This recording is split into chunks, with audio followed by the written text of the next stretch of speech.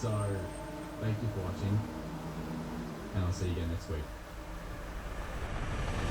I've been a lot of places in 2024. From peaks, cliffs, and the valleys,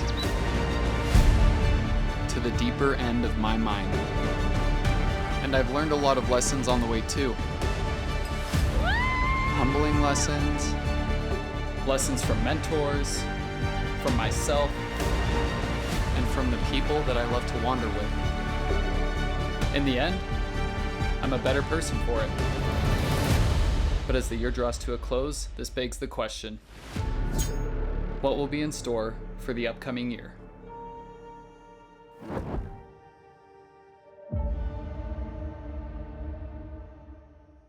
So guys, I've been wanting to make YouTube videos for over 2 years. I started gathering gear and learning the basics about 2 years ago, and somehow I just haven't really gotten started yet. I've shared some stuff on Instagram and done some side jobs, but I just haven't felt like I had a developed enough skill set to get on this platform until now. Honestly, I wish I wouldn't have waited, but since I feel confident enough now in my skill set and in my ability to deliver something that I hope will bring value to you, I'm here. So thank you for joining me today. I'm really super excited to see where this goes. Now, before I get back to what I see for myself in 2025, let's go and recap some of my highlights from 2024. In February, we went to Bozeman, Montana for my birthday.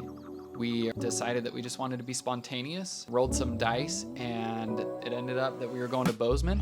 And even though it was the middle of February, we went anyway, and we had a really good time. Bruh, turn off. We went to some really good restaurants. There will be no to-go boxes. The best place we went was a place called Cafe Zydeco, and it was like a New Orleans style place with gyros, jambalaya, gumbo, a whole bunch of New Orleans native food. It was probably my favorite place that I've had out of state. We went on some cool hikes and just enjoyed being together away from our normal everyday lives. I also started training seriously for triathlon. I have a background in cycling. The last 4 years, I have been into road cycling, put about 5,000 miles on my bike, I think, to this point. And this is probably my favorite discipline because you can go fast, you can see more places because you cover more ground, and honestly, the descents are so much fun. I participated in 1 sprint triathlon and 2 Olympic triathlons. I also got my Part 107 license, which means that I can fly this guy for money. I fly the DJI Air 3 and absolutely love this drone.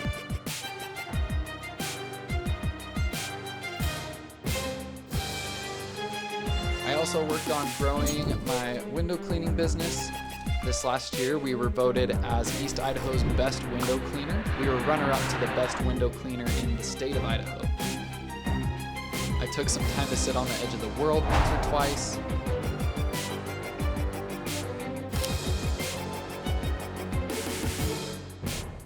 And my Spotify Wrapped had M83 as my #1 artist again for the 3rd year in a row. Second is ODESZA, and third this year, although I'm not sure it's entirely accurate because I don't only listen on Spotify, but my third was Dirty Heads. I love reggae in the summer, and although I don't love every single Dirty Heads song, I love the majority of their stuff. I started to read books again. I've never been a very consistent reader throughout my life, but I've kind of done it in clumps, and this year I am devoting myself to reading more. This is the book I'm reading right now. It's a book by Jocko Willink and Leif Babin. A lot of you probably know who Jocko is, and this probably won't be the last time that you guys hear from me about him on this channel. I actually did something else this year that really surprised me, which was go back to school. I went back to school to take some communications classes because it's as beneficial for your mind if you're doing it right as it is for your body, so that I could become a better writer, a better storyteller, a better communicator,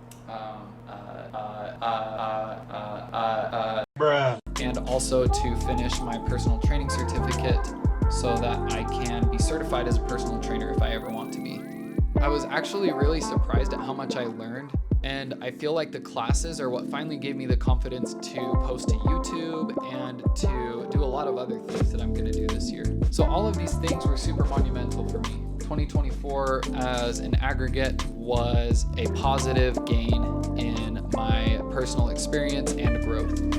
But there's one thing left that this year brought, and it blew me away. I have to show you something. Wait.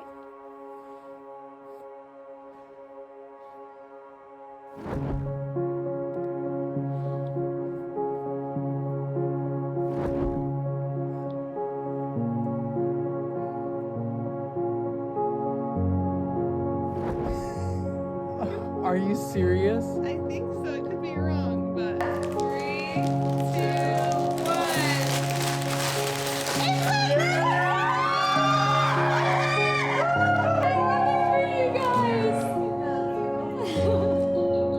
When people tell you that having a kid is going to change your life someday, you trust them. You think, oh yeah, but you have no idea how.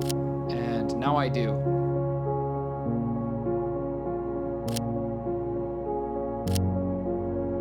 So thanks to my wife, we have a new best friend to go into 2025 with.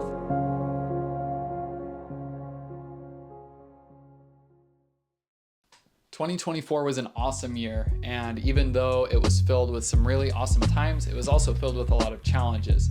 Now, as I'm going forward into 2025, I can only expect that there are going to be a lot more challenges as I am pushing even harder than I did last year.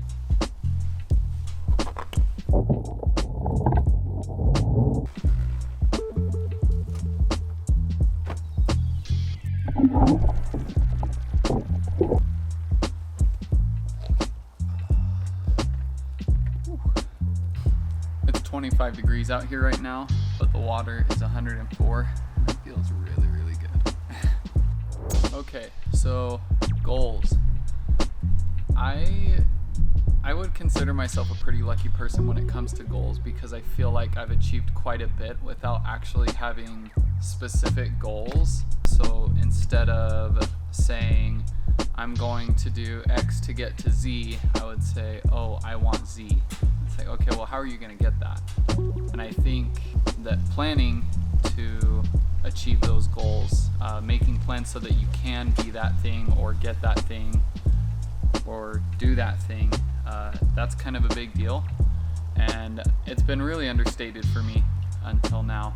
There was one time that I set a specific goal. I just wanted to hop on here really quick and share one of my New Year's resolutions with you guys. So the challenge is to see 100 sunrises throughout the year. In 2023, I saw someone achieve their goal of seeing 100 sunrises in a calendar year.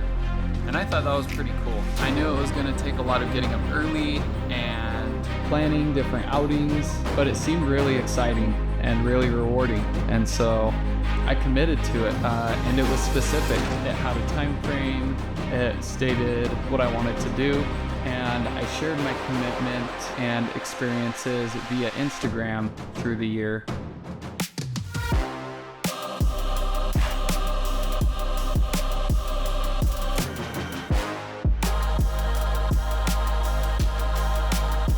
Even though I didn't put a whole cohesive video together on my experience throughout the year with the sunrises or anything like that, I learned a lot doing it, and I also learned a lot sharing it with others, even though my audience was really small. Aside from having a clear vision of what I wanted that to look like, thanks to my friend Nick, I think that sharing my commitment with others was a huge motivator for me because I had an audience of people who knew what to expect and they were watching out for it. Like, I don't think I would have done that challenge more than 2 weeks if I didn't have people to be accountable to. As my goals pertain to this channel made for lifelong learners, I'll be sharing my progress on some of my goals in the following 2 ways. 1, a piece of short form content per week. So that will be a reel or a YouTube short. I'll probably publish them on both, so 52 times throughout the next year. And then I will have 1 piece of long form content per month, like a YouTube video. I'm just gonna soak in here for a little bit longer.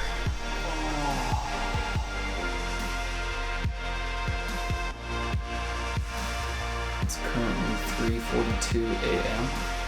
and I am wiped. I have been working on the video since about 4 o'clock today. Had a similar run yesterday.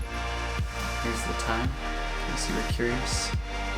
I simply just want to come back to the idea that the reason that I started this YouTube channel was because I have learned a lot from others who have shared their life through their YouTube channels with me, and we learn from each other, right?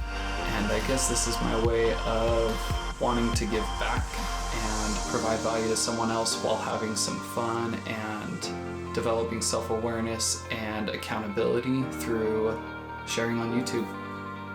So thank you to each and every one of you for watching this video.